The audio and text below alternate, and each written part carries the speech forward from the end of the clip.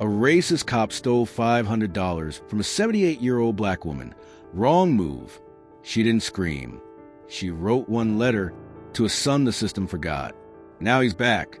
No badge. No warning. And one silent town is about to learn. You don't touch what a soldier swore to protect. The midday heat in Elmswood, Georgia clung to the asphalt like melted resin, seeping slowly into every crack of a town that had long forgotten how to change.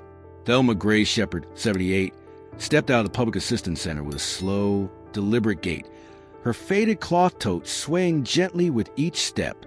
Inside were 5 crisp $100 bills, neatly sealed in a clear plastic pouch, just enough to cover her electric bill, refill her arthritis medication, and, if there was anything left, maybe grab a loaf of bread that hadn't yet expired. She didn't need anyone to notice her. In truth, she'd spent her entire life in the shadows of this town, the kind of place where no one asked and no one looked for longer than 3 seconds. So when the patrol car screeched to a halt at the curb, kicking up dust that slapped her face like a handless insult, Thelma didn't flinch. Only her eyes, sharp as a blade worn with years, flickered slightly when she saw Officer Cole Rickman step out.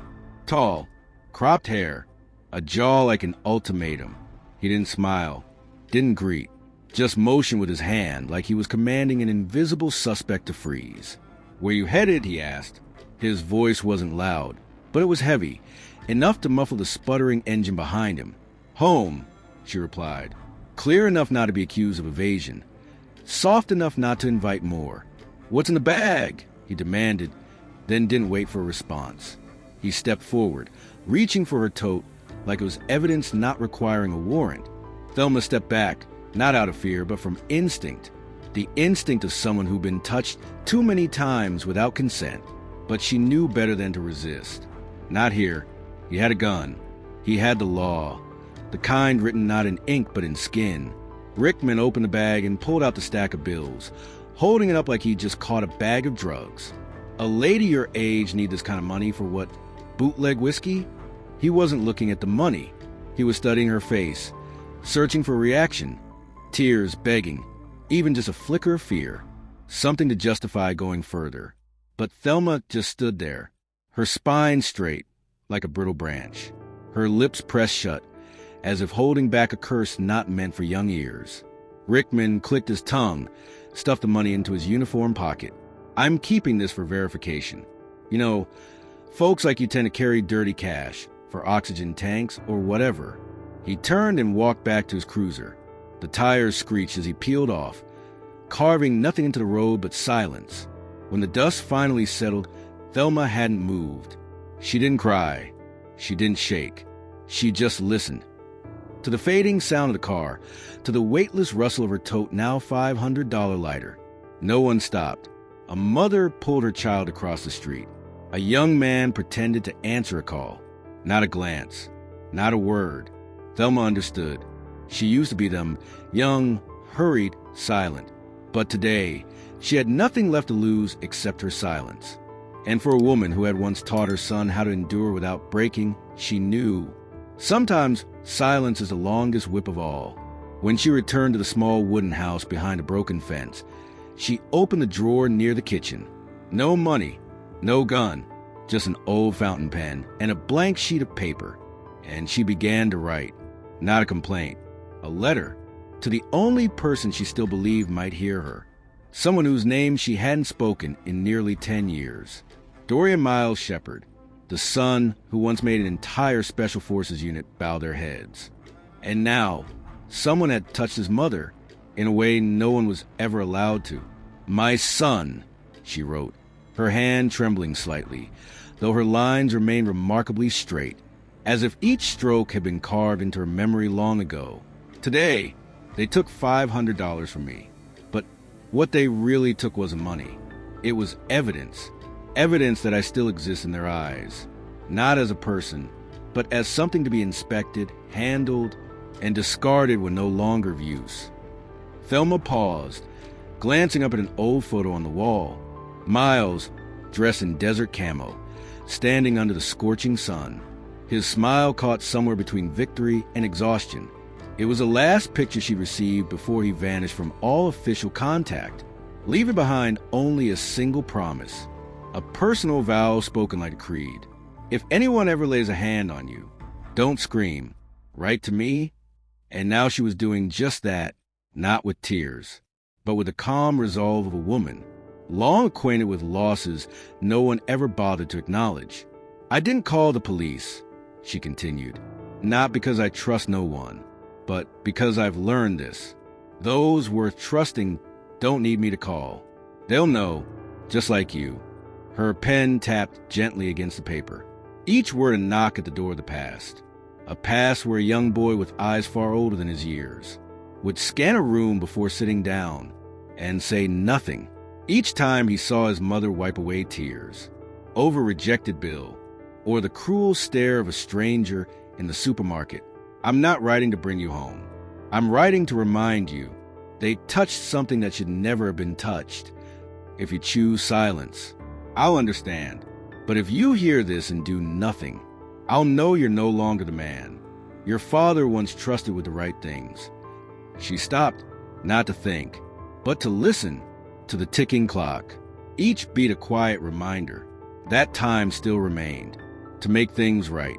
Even now, even late, she folded the letter into thirds, slipped into a plain brown envelope without a seal.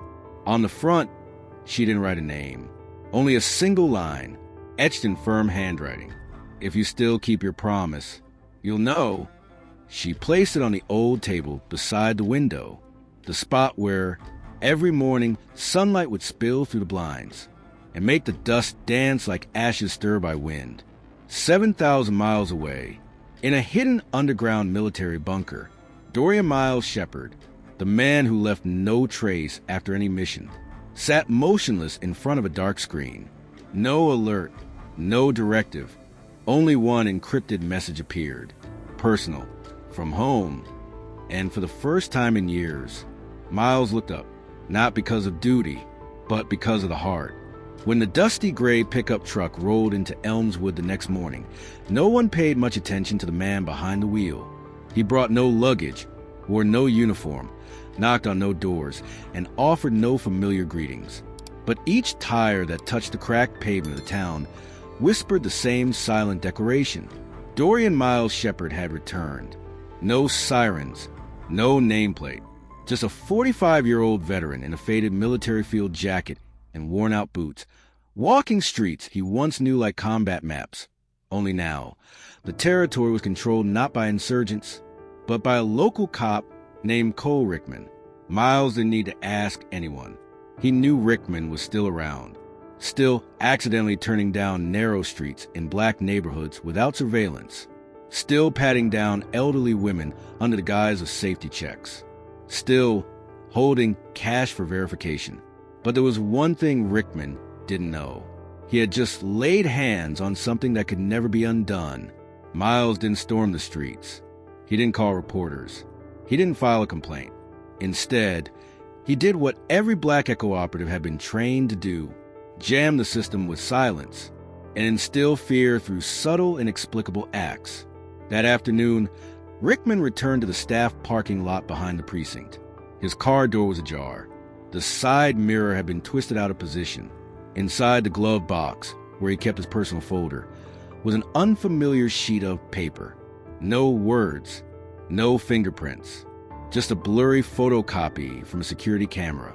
Rickman's hand reaching into Thelma Shepard's coat pocket. That photo didn't exist in any official surveillance network. It could only have come from one source. Someone had been watching him, and he had no idea when it started. Rickman didn't sleep that night. The next morning, he climbed into his vehicle and noticed the rear-view mirror had been angled downward, pointed directly at his badge holder. A tiny shift, but enough to send a jolt through his gut, like someone had been sitting in his seat. His foot began tapping the floor in an anxious rhythm, the kind he'd seen from suspects who felt watched. Only now, he was the one feeling it. And then came the blow that rattled him most. At the gas station where he'd once conducted his routine checks, someone had taped a note to the ATM. 3 words, typed in a faded courier font. "I saw you. No one claimed it. No one posted a video. But the message made Rickman spin in every direction during his shift. Sweating in silence, Miles never showed himself. He just remembered every movement, every blind spot, every alley Rickman once used to ask questions. Quietly, he built a surveillance network, not with high-tech gear, but with ordinary people once too afraid to remember. Now, they simply stood behind curtains, watching the uniform pass, and nodding to the shadow in gray standing at the corner. No one photographed Miles. No one said his name, but Rickman began to feel it, being seen, not by the law, but by something far more terrifying. A man trained to track targets through deserts, who had now come home. To track him, day 3 since Dory and Miles Shepard returned to Elmswood, and Cole Rickman began to notice something strange. Every move he made, every habit, every gesture was being mirrored. When he walked into the cafe near the precinct, his coffee was already waiting, cold. When he turned left onto 9th Street, where he used to detain residents for routine ID checks, a young boy stood on the corner holding a blank white flyer, reciting a single sentence: "You're being recorded." No one knew who the boy was. No one knew whom he was speaking to. But Rickman knew, and he wasn't the only one feeling watched. That afternoon, when Rickman opened his wallet to pull out his registration papers, a small gray slip fluttered out. No one saw it go in. No one knew how it got there. Typed in Courier New, no punctuation, it read, "Someone is watching you. I was trained not to need a court." Rickman's hand trembled. For the first time in his life, his throat tightened not from dust or cheap whiskey, but from a sentence that said nothing concrete, and yet said enough to make him too afraid to drive home. He rushed to the department security office, demanding a review of all patrol camera footage. But something was off. Every clip from his own patrol car over the past 3 days was missing between 4 p.m. and 4:27 p.m., the exact time he had stopped for a smoke near the old utility station, a place with no city cameras, no system breach, no user override, just one cryptic entry in the internal log: video clip archived, request denied. Rickman felt like he was sinking into a swamp no one could see. And then came the gift. No return address, no delivery receipt, just a yellow envelope left on his desk sometime before dawn. No one saw who placed it. Inside, no threat, no photos, no file, just an old CD, the kind the department phased out over a decade ago, and a weathered business card with a chipped corner. Stamped on it was a faded emblem from a long-defunct military unit, Echo Corps Reconnaissance Division. Rickman had never heard of it, but when he typed the code printed in the corner into Google, all his browser windows closed simultaneously. When he rebooted, only one line appeared on screen. "You once laid hands on the wallet of someone the system tried to forget, but not everyone forgets." From that moment, Rickman began changing his routines. Never the same route 2 days in a row. Never sat with his back to a door. And every time someone looked at him a second too long, his hand would instinctively graze his belt, though he never drew his gun. But no one touched him. No glares. No protest signs. Just the feeling. The unshakable, crawling feeling that no one saw him as someone in control anymore. And within the system, one thing became increasingly clear. When someone used to control starts to feel watched, the system doesn't need protests. It only needs a piece of paper to start unraveling. 3 days after Cole Rickman found that slip of paper in his wallet, Elmswood grew quiet in a way that didn't feel right. No marches, no chants, no splashy headlines in the local paper. Just small notes, handwritten stories, pinned to bulletin boards at the laundromat, taped behind St. Gabriel's Church, or tucked beneath coffee cups at Rose and Bry, the diner where black patrons usually sat at the far end of the counter, because the front seats were for regulars. One note read, "I got pulled over for laughing with my dome light on. They said I had an attitude. I was only 17. Another said, "March 2014, my husband was dragged out of the car.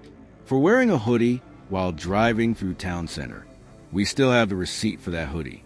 He's never worn it again.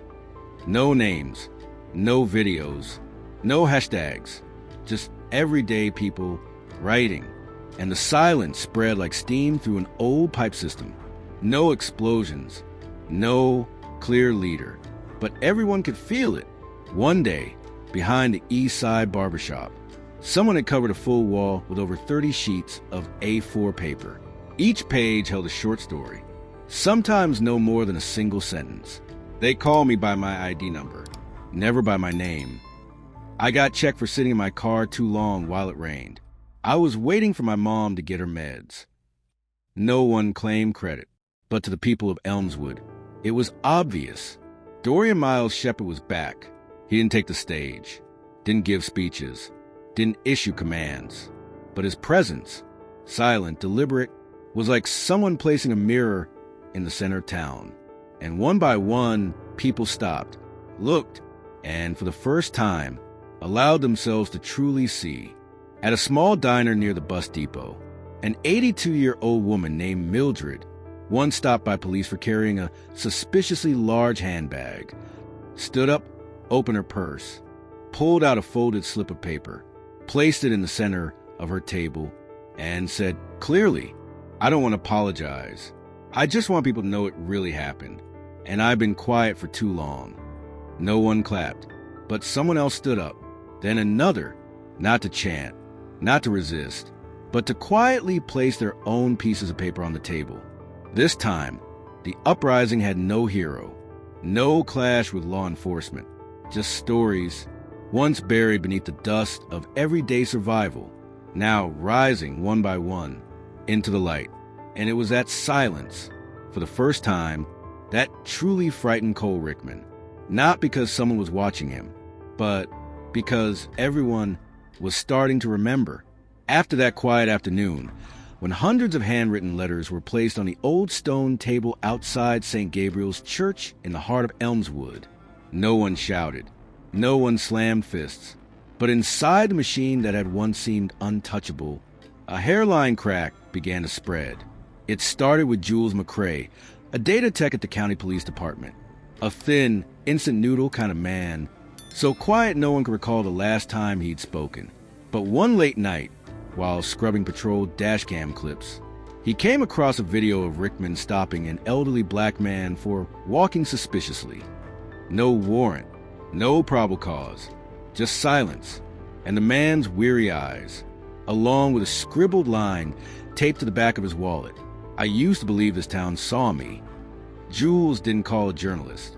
He simply logged the video code, printed a hard copy, and slipped it into the department's internal mailbox. Signed it, someone who once thought they were neutral. A few days later, Mia Holloway, a legal clerk recently transferred from Montgomery, discovered a mismatch between a detainment record and Rickman's patrol report. Reason listed: suspected possession of controlled substance. Lab test negative. She printed the report, added a note, "If I don't say it, who will?" and placed it on the administrative director's desk. It spread quickly without a press release. At the modest newsroom of the Elmswood Herald, sports columnist Kyle Renshaw published an unexpected op-ed titled, "The Silence That Walks." In it he described a man, nameless, unseen, voiceless, who had somehow made public officials reconsider looking at themselves in the mirror. Even within Elmswood PD, a young officer named Ramon Vickers, 28, trained under Rickman, quietly submitted an internal report on a warrantless search. He placed it in the department's overflow bin, technically reserved for misfiled documents, but widely known as the first inbox reviewed by internal oversight. Within a single week, the Georgia State Office of Internal Affairs received 17 separate reports, each describing the same patterns: questionable stops, suspicious random checks, cash confiscated without paper trails, all tied to Rickman and his patrol unit. The strange part? No one mentioned Dorian Miles Shepard. No one wrote that they acted because a former soldier had returned. And yet, at the end of nearly every statement, a single line began to repeat itself, unprompted uncoordinated. I no longer want to be in the middle. Elmswood had begun to fracture, not from riots, but from those who had once been neutral, choosing a side. And in the dim room where Miles had been staying, the desk lamp remained lit. He gave no speech. He issued no response. He simply studied the town map, quietly marking the places where the reports were starting to form. A circle was closing in, tightening around the center, the very place Cole Rickman once believed he was untouchable. And this time, it was the people who once bowed their heads, now gripping the door handle. On Monday morning, Elmswood woke to an eerie stillness. No sirens, no crackling police radio, no familiar sound of Cole Rickman's boots striking the pavement, only silent glances, averted eyes, and a palpable void where power used to live. Rickman, once the symbol of authority and control, had become a ghost in the very town he once ruled. He stepped into Morning Brew, where once patrons rose from their seats to greet him. Now no one looked up. The barista set his coffee on the counter without a word. Customers avoided his gaze, as if he no longer existed. On the streets, those who once made way for him now passed by without a glance. Doors that once swung open now stayed shut, and Rickman felt, for the first time, like a stranger in his own home. But what truly unraveled him was something unexpected. One evening, returning home, he found a manila envelope at his doorstep. Inside was a photo, a shot of him, standing in front of a mirror, staring with hollow eyes. Beneath it, a handwritten line. "When no one's looking at you, you'll see yourself." Rickman trembled. He didn't know who took the photo, or who left it, only that he felt watched, exposed, by a force he couldn't name. He rushed to the police station, searching for reassurance. But there, too, people turned away. Officer Ramon Vickers, once his mentee, didn't even acknowledge him. Rickman's file had been moved to a windowless office. No phone, no nameplate. He tried to claw back control. He made calls, no answer. Sent emails, no reply. He had become a forgotten name in the very system he once ruled. Then one day, his phone rang. Unknown number. The voice on the other end was calm, measured, but carried the weight of command. "You were once powerful, but power doesn't come from fear. It comes from respect. And you lost that." Rickman didn't know who called, but he understood the message. He hadn't lost everything because of a trial or a firing. He had lost because he'd become invisible. No one feared him. No one looked at him. And that was what broke him. In a small town like Elmswood, where everyone knows everyone, silence holds more power than screams. And it was that silence, utter and undeniable, that turned Cole Rickman into a shadow, a cautionary tale for anyone who believes power is forever. The Georgia State Ethics Committee building wasn't the kind of place known for historic moments. No flashing cameras, no protest signs, just 6 individuals seated around an oval wooden table, each representing a part of a system that had long convinced itself it stood outside the bounds of wrongdoing. And Dorian Miles Shepard walked in. No security detail, no lawyer, no dramatics, only a worn brown leather case, edges faded by years, terrains, and truths that too often went unremembered. He set the case on the table and opened it, not to present an indictment, but to deliver a confirmation. "I'm not here because I was disrespected." Miles began, voice steady, neither loud nor soft, but weighted with the calm authority of someone who had once issued commands on a battlefield without ever raising his voice. "I'm here because my mother, Thelma Grace Shepard, age 76, was treated like a wallet that needed searching." No one spoke. Judge Fry, who had dismissed over 40 complaints for lack of systemic evidence, didn't take notes for the first time. He simply looked up at the black man standing before him, the same man he once assumed was just another name in another complaint file. Miles didn't deliver a speech. He simply read, line by line, testimonies from those who had never been heard. A street vendor detained by Rickman for looking suspicious. A student pulled off a public bench with no explanation. An 83-year-old woman ordered to open a plastic grocery bag in the pouring rain to show she wasn't stealing bread. Each account was brief, but each shared a cruel truth. None had ever received an apology. Halfway through the fourth statement, Deputy Attorney General Connolly interrupted. "Mr. Shepard, just to clarify, can you confirm you're not here to file a lawsuit? That this isn't some form of retaliation?"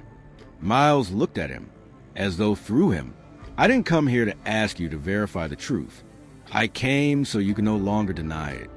And then something happened, small, unplanned, and devastating. A young clerk, no nameplate, no title, stepped in from behind the chamber door. She silently approached, handing each member a sealed envelope. Inside was a crystal-clear scan, down to the fingerprints of the patrol log entry, proving Rickman had stopped Thelma Shepard without reporting it to the system. A quiet gesture, but a fatal blow. No one looked at each other. No one stood. Each person at the table understood. These weren't the fruits of a formal investigation. This was the result of awakening. Then Miles closed the folder, and with a breath-light final line, he said, "I don't need your compensation. I just need you to stop calling this an isolated incident. Because if you still believe that humiliating an elderly woman is an exception, then you, not her, are the insult to the society." He didn't wait for a response. He didn't leave with victory or defeat.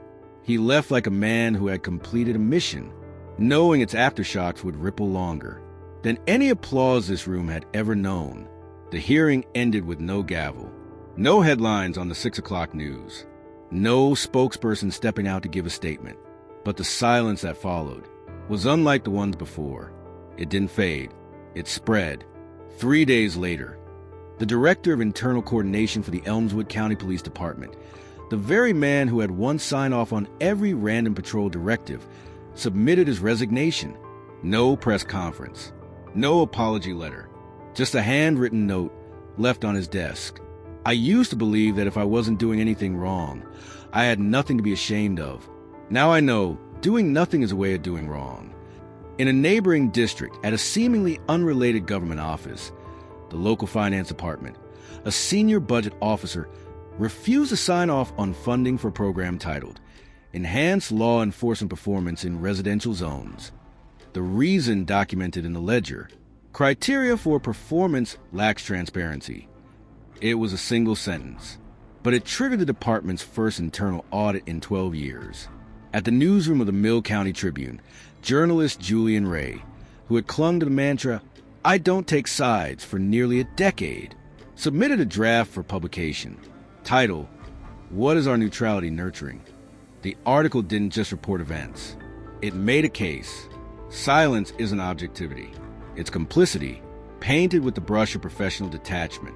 Meanwhile, in a closed-door meeting at the state prosecutor's office, a junior legal clerk, whose job had always been to comb over the phrasing of indictments, paused over a familiar line in a draft ruling based on conduct inconsistent with standard law enforcement protocol. For the first time, she underlined it in red and scribbled in the margin, "What is standard if it includes humiliating an old woman without consequences?" No one was fired for these choices, but no one felt normal afterward either. People no longer waited for top-down reform. They started shifting from where their pens met paper, from the very places where their voices had once stood silent. Change didn't arrive with a soundtrack. It didn't come dressed as a miracle. It came in the form of quiet refusal to pretend any longer, triggered by a case file with the name Dorian Miles Shepard, and the unspoken realization: I wasn't the one disrespected, but I cannot let this keep happening to others. The lesson wasn't about tearing down the system. It was about stepping back far enough to see the fracture lines in walls you once helped erect.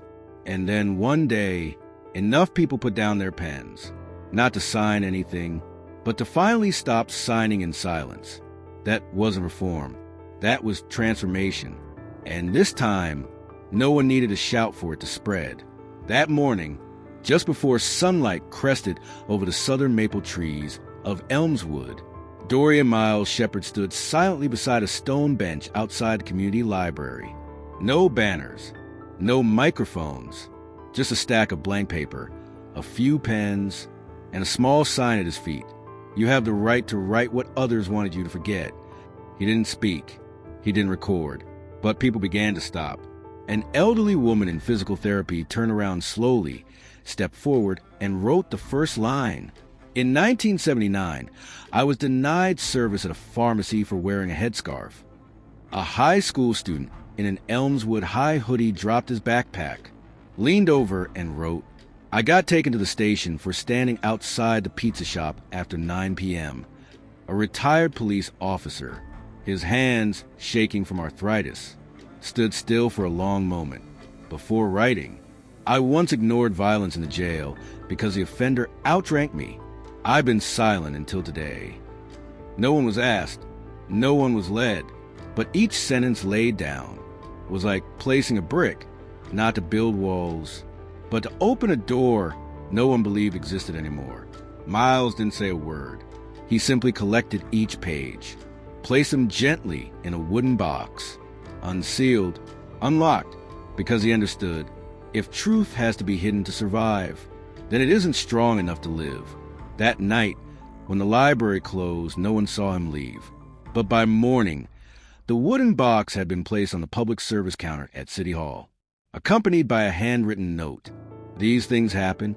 Now it's time to remember. People began calling it the Shepard Method. No leaders, no slogans, just presence. Presence long enough, quiet enough, deep enough to force an entire system to see itself. And Miles's silence was not avoidance. It was moral architecture, a strategy not to seize power, but to give voice back to those who've been denied it.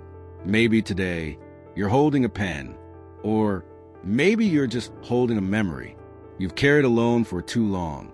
But if you've ever been disrespected, ever been forced into silence, then now is the time to speak. You don't have to shout. Just write. Just remember. And if you're ready, share your story in the comments below, not to get attention, but to remind others you were there and you're still here.